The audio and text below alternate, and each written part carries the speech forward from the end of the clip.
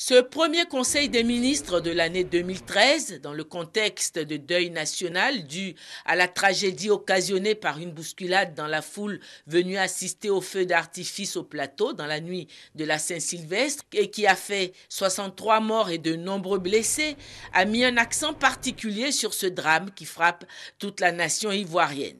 Excellence, Monsieur le Président de la République, cette véritable tragédie nationale qui assombrit les aurores de la nouvelle année nous interpelle à nouveau sur la nécessité de renforcer davantage le dispositif de veille et de sécurisation des sites des manifestations publiques, notamment celles de grande envergure, comme ce fut le cas du 31 décembre dernier.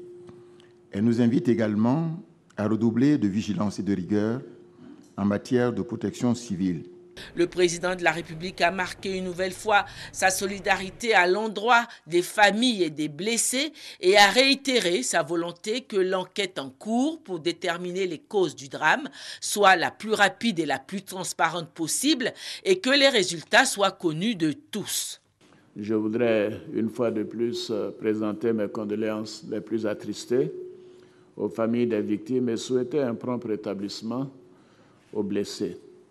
Je souhaite bien évidemment que les résultats de l'enquête qui a été diligentée pour connaître les causes et les circonstances de ce drame puissent être connus assez rapidement. Cela est important pour les victimes, pour leurs familles et bien sûr pour toute la nation, pour éviter qu'un tel drame ne se reproduise dans notre pays. Au cours de ces travaux, le Conseil a longuement débattu sur l'encadrement sécuritaire qui avait été mis en place lors de cette réjouissance populaire. Que le dispositif qui a été mis en œuvre cette année était au moins équivalent à celui qui avait été mis en œuvre l'an dernier, sans qu'il y ait eu le moindre incident. L'an dernier, le ministre de l'Intérieur nous a donné les chiffres. Il y avait eu 4000 policiers déployés dans la ville d'Abidjan à l'occasion des fêtes de fin d'année. Et cette année, donc, pour le 31 décembre 2012, c'était 5300 hommes qui ont été mobilisés. Ce que nous pouvons dire également, c'est que la réaction du gouvernement a été la plus, ou des structures relevantes du gouvernement, cette réaction a été la plus prompte possible.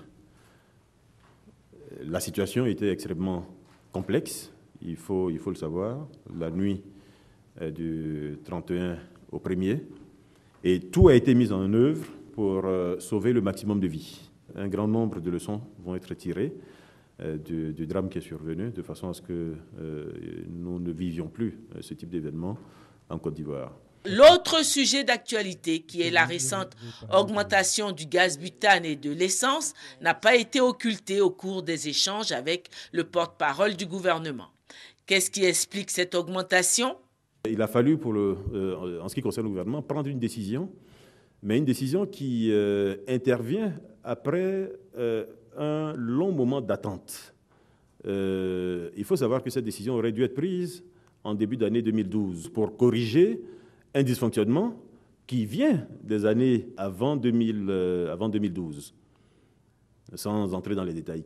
Notre secteur du pétrole a accumulé des déficits, parce que c'est un secteur qui est subventionné par l'État de Côte d'Ivoire, a accumulé des déficits qui se chiffrent aujourd'hui à près de 200 milliards de francs CFA. Donc, si nous voulons faire la bonne gouvernance, il faut corriger cela. Il faut corriger cela, donc il faut progressivement arriver à la transparence des prix. Faire en sorte que l'utilisateur, quel qu'il soit, paye un prix qui est au moins égal au coût du bien qu'il utilise.